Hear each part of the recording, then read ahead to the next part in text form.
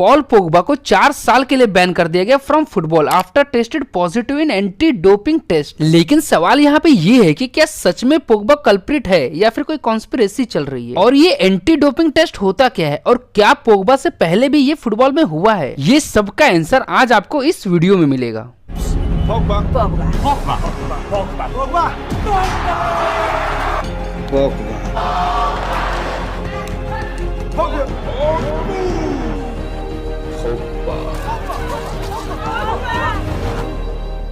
Pogba.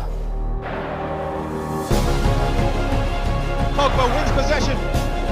Pogba goes past one and another. Come on, Pogba. Pogba. Pogba.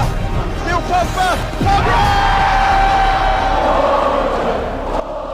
Paul Pogba का जन्म 15 मार्च 1993 को हुआ था। जहां पे पोग्बा का जन्म हुआ था उस सिटी का नाम है लेग्नी सुर मार्ने, जो कि फ्रांस में है। पोग्बा की पेरेंट्स की बात करें तो वो ग्यूनिया से है। ग्यूनिया एक कंट्री है जो वेस्ट अफ्रीका में है। देखा जाए तो ग्यूनिया एक बहुत ही ज्यादा पुअर कंट्री है। According to United Nation Human Development Report, Guinea 178th position पे आती है आउट ऑफ 189 कंट्री। यही रीजन था कि पोग्बा के पेरेंट्स फ्रांस आ गए। पोग्बा को बचपन से ही फुटबॉल खेलना पसंद था, इसीलिए अपने करियर को परस्यू करने के लिए 2007 में पोग्बा ने अपने सिटी के एक फुटबॉल क्लब में एडमिशन ले लिया जिसका नाम था ले हावरे। ऐसा कहते हैं कि पोग्बा का परफॉर्मेंस इतना अच्छा था इस क्लब में कि उसका सिलेक्शन फ्रांस की अंडर 16 नेशनल टीम में हो गया। पोग्बा की स्किल, एक्यूरेसी और स्पीड को देखते हुए उस टाइम की one of the best club Manchester United में उसकी एंट्री हो गई। पोग्बा 2 साल तक मैनचेस्टर यूनाइटेड की यूथ टीम के साथ में ट्रेनिंग करता है और खेलता है, और फिर टाइम आता है पोग्बा के प्रोफेशनल करियर का, जब 2011 में मैनचेस्टर यूनाइटेड की मेन टीम में इस बंदे की एंट्री होती है। पोग्बा मेन टीम के साथ में सिर्फ 1 साल खेला, जिसके बाद में जुवेंटस ने उसको 4 साल के लिए साइन कर लिया, और ऐसा कह सकते हैं कि जुवेंटस से ही पोग्बा का करियर बूस्ट हुआ। जुवेंटस में खेलते हुए 124 अपीयरेंस में 28 गोल मारे, being a midfielder, being a central midfielder, बहुत ही अच्छी तरीके से defensive midfielder, attacking midfielder, left winger, ये सारी पोजीशन पे खेल लेता है, और यही बात पोग्बा को खास बनाती है। और यही सारी चीज को देखते हुए मैनचेस्टर यूनाइटेड ने पोग्बा को साइन किया with record breaking 105 million euro transfer fee. अगर इसको इंडियन रुपीज में कन्वर्ट करें तो ये होते हैं 950 करोड़। ये ट्रांसफर हुआ था 2016 में, और 2021 तक ये अब तक का सबसे हाईएस्ट पेड फुटबॉलर था इन प्रीमियर लीग। और आते ही पोग्बा ने धमाल मचा दिया था, अपने 144 अपीयरेंस में 29 गोल मारे थे। 2017 में मैनचेस्टर यूनाइटेड के साथ में प्रीमियर लीग जीता। 2018 में फ्रांस के साथ में फीफा वर्ल्ड कप जीता। 2022 का फीफा वर्ल्ड कप पोग्बा नहीं खेल पाता है ड्यू टू नी इंजरी, और 2022 में ही पोग्बा मैनचेस्टर यूनाइटेड से जुवेंटस वापस चला जाता है एज अ फ्री एजेंट। और यहीं से पोग्बा की दिक्कत शुरू हो जाती है। होता ये है कि 20 अगस्त को जुवेंटस का मैच होता है यूडेनिस के साथ में, जहां पे पोग्बा का डोपिंग टेस्ट होता है। अब सवाल यहाँ पे ये है कि ये डोपिंग टेस्ट क्या होता है। ऐसे सप्लीमेंट या ड्रग्स जो परफॉर्मेंस को बूस्ट करता है वो फुटबॉल में बैन है। देखो, ये टेस्ट बहुत ही सिंपल होता है। इसके अंदर प्लेयर के यूरिन सैंपल या ब्लड सैंपल लेते हैं और उसको लेबोरेटरी में टेस्ट करते हैं, और अगर रिजल्ट पॉजिटिव आया तो उस प्लेयर के ऊपर बैन लगता है। पोग्बा के ब्लड सैंपल में से टेस्टोस्टेरोन मिला, जो कि फुटबॉल में बैन है। जब एंटी डोपिंग टीम पोग्बा से पूछताछ की तो पोग्बा ने बताया कि उसके सप्लीमेंट आने में 1 वीक था, इसीलिए उसने ये सप्लीमेंट लिया without knowing that it contain a testosterone, और उसको ये सप्लीमेंट उसके एक डॉक्टर फ्रेंड ने दिया था जो मियामी में रहता है। पोग्बा ने लास्ट में ये कहा कि मेरी गलती सिर्फ इतनी है कि मैंने ये सप्लीमेंट के बारे में जुवेंटस के डॉक्टर को नहीं बताया। एक रिपोर्ट यहाँ पे ये भी आई थी कि पोग्बा की फैमिली पे किसी ने ब्लैक मैजिक कर दिया है। हमारी लैंग्वेज में इसको जादू टोना कहते हैं। मुझे नहीं पता कि क्या मामला है, बट मैं ये सब में नहीं मानता हूँ। यहाँ पे पोग्बा का बैन लिफ्ट होगा अगस्त 2027 में, मतलब कि पोग्बा का 2026 का फीफा वर्ल्ड कप खेलने का सपना ही रह गया। ऐसा बिल्कुल नहीं है कि पोग्बा वो पहला फुटबॉलर है जो डोपिंग टेस्ट में फेल हुआ है और बैन हुआ है। पहले भी कई फुटबॉलर बैन हो चुके हैं for doping. God of hand Diego Maradona को कौन नहीं जानता, वो कितनी ही बार डोपिंग टेस्ट में बैन हो चुका है। पेप गार्डियोला को भी डोपिंग टेस्ट में बैन किया गया था, लेकिन अपील करने के बाद में उसको क्लीन चिट मिल गई। आंद्रे ओनाना और कोलो तोरे दोनों को भी डोपिंग टेस्ट में बैन किया गया था, और दोनों का कहना यह था कि मैंने गलती से अपनी वाइफ की टेबलेट खा ली थी। और अब पॉल पोग्बा